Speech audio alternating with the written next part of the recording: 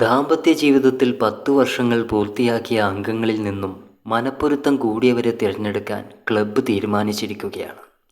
അതിനായി ചില ചോദ്യോത്തര കളികളും ട്രഡീഷണൽ മോഡേൺ പ്രച്ഛന്നവേഷ മത്സരവും സംഘടിപ്പിക്കും. പങ്കെടുക്കാൻ അർഹരായി ഞാനും എൻ്റെ ഭാര്യയും ഉൾപ്പെടെയുള്ള 20ഓളം ദമ്പതിമാരുണ്ട് കൂട്ടായ്മയിൽ. തിരഞ്ഞെടുക്കുന്ന ഭാഗ്യ ദമ്പതികൾക്ക് ഇയർ ഓഫ് ദി കപ്പിൾ ട്രോഫിയും ബാങ്കോക്കിലേക്ക് 2 ടിക്കറ്റുമാണ് ലഭിക്കുക.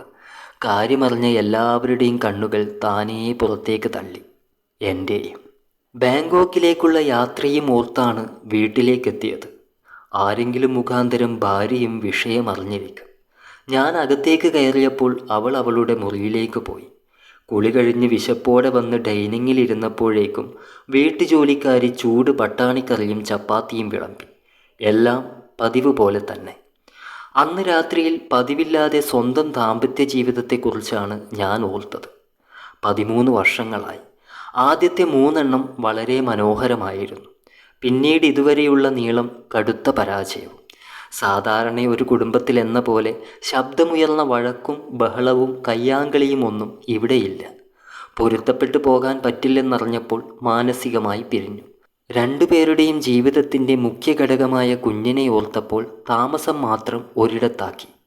അതുകൊണ്ട് തന്നെ പൊതുവേദികളിലൊക്കെ ചേർന്ന് നിൽക്കുന്ന അച്ഛനും അമ്മയും തമ്മിൽ ഒരു കടൽ ദൂരത്തിൻ്റെ അകലമുണ്ടെന്നത് 10 വയസ്സുള്ള ഞങ്ങളുടെ മോൻ അറിഞ്ഞതേയില്ല. അങ്ങനെ ഞങ്ങളാണ് മികച്ച ദമ്പതിമാരെന്ന് പൊതുവിൽ കാണിക്കാനുള്ള ഉത്സാഹവുമായി എല്ലാവരും കാത്തിരുന്ന ക്ലബ്ബിലെ ആ നാളെത്തി.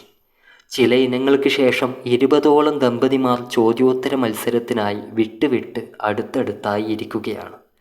കൃത്യമായിട്ട് പരസ്പരം അറിയുന്നത് കൊണ്ടാണ് ഇത്രയും പൊരുത്തപ്പെട്ട് ജീവിക്കാൻ കഴിയുന്നതെന്ന് ഞാനും അവളും ഊഴം വന്നപ്പോൾ പഠിച്ചു വെച്ചതുപോലെ പറഞ്ഞു. എന്തൊക്കെയാണ് ഭർത്താവിൻ്റെ നല്ല ഗുണങ്ങളെന്ന് ചോദിച്ചപ്പോൾ അദ്ദേഹത്തിൻ്റെ ഉള്ളു മുഴുവൻ നന്മയാണെന്നാണ് ഭാര്യ പറഞ്ഞത്. തൊട്ടടുത്ത് ഞാനത് കേട്ട് ഞെട്ടിയത് ആരും അറിഞ്ഞില്ല. അതേ ചോദ്യം എന്നിലേക്ക് പാനൽ ചൂണ്ടിയപ്പോൾ ഏത് സാഹചര്യത്തിലും എന്നെ സ്നേഹിക്കാൻ ഭാര്യയ്ക്ക് സാധിക്കുന്നുവെന്നതാണ് അവളുടെ മേന്മയെന്ന് ഞാൻ പറയുകയായിരുന്നു.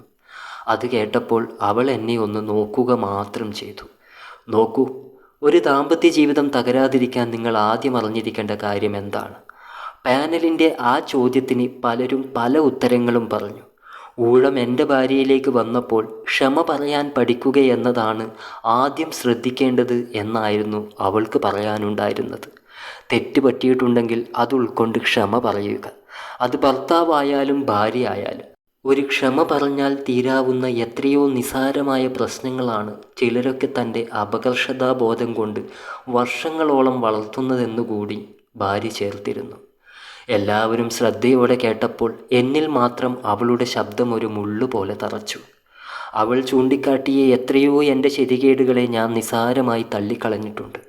ഞാൻ കാരണം അവൾ വിഷമിച്ച ഒരു സന്ദർഭങ്ങളിലും ക്ഷമ പറയാൻ ഞാൻ ഒരുക്കമായിരുന്നില്ല. പ്രഹസനത്തിനായി വന്ന പരിപാടിയിൽ നിന്ന് പരസ്പരം കൂടുതൽ അറിയേണ്ടി വരുന്ന സാഹചര്യത്തിൻ്റെ ഗതികേട് പറയുന്നതിലും കടുപ്പമാണ്. തെറ്റ് സംഭവിച്ചാലും ആരുടെയും മുന്നിൽ തലകുനിക്കില്ല എന്ന ഹുങ്കുമായി ജീവിതത്തെ സഞ്ചരിപ്പിക്കുന്ന ബുദ്ധി ഒരു വിഡ്ഢിയാണ്. ആ തിരിച്ചറിവിന് കണ്ണില്ലാത്ത ഒരാൾക്ക് കാഴ്ച തുറന്ന ഒരു അനുഭവമായിരുന്നു എൻ്റെ ഭാര്യ അതീവ സുന്ദരിയായതുപോലെ. മത്സരത്തിൽ അടുത്തതായി ഒരുമിച്ചുള്ള നൃത്തമാണ്.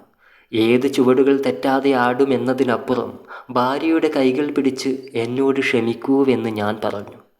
എത്രയോ കാലത്തെ ആഗ്രഹം പോലെ ഇമകൾ പിടപ്പിക്കാതെ എൻ്റെ കണ്ണുകളിലേക്ക് നോക്കി അവൾ ആ ശബ്ദം കേൾക്കുകയാണ്. യാത്രയിൽ മുട്ടിയൊരുമിയ 2 അപരിചിതരിൽ പൂർവ്വകാല പരിചയം പൂക്കുന്നത് പോലെ ഞങ്ങളുടെ മുഖത്ത് പ്രകാശം പടർന്നു. അവളുടെ കൈകളിൽ ചുംബിച്ച് അതെൻ്റെ തോൾമേൽ വെച്ചപ്പോൾ പരസ്പരം ഒന്നും പറയാതെ തന്നെ ഞങ്ങളൊരു താളത്തോടെ അനങ്ങി.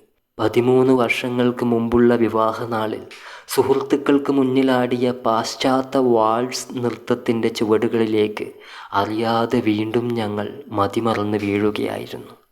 എന്തു ചെയ്യാം, എല്ലാ ജോഡികളെയും പിന്തള്ളി ആ വർഷം ക്ലബ്ബ് തിരഞ്ഞെടുത്ത് ബാങ്കോക്കിലേക്ക് അയച്ച പൊരുത്തം കൂടിയ ഭാഗ്യദമ്പതികൾ ഞാനും എൻ്റെ ഭാര്യയുമായിരുന്നു.